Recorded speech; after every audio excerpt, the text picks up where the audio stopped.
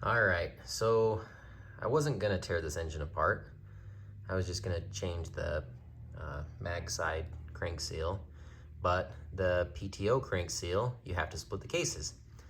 So I decided, why not? Let's just tear it apart, change the seal, do it the way it's supposed to be done. And it's a good thing I did, because I found the crank bearing shot. I mean, the crank turned fine. So anyway, but this is what I found when I opened it up. So this is kind of the reason why when you buy something, you should tear it apart just to verify what you've got. And anyway, I know what I've got now. Anyway, here's the other case half.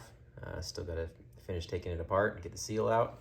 Because on this one, the crank seal is on this side and the bearing is on the outside. So there's no way to change it without splitting the cases. So anyway, that's a good thing I decided to change the full seals. Otherwise, would never have found that.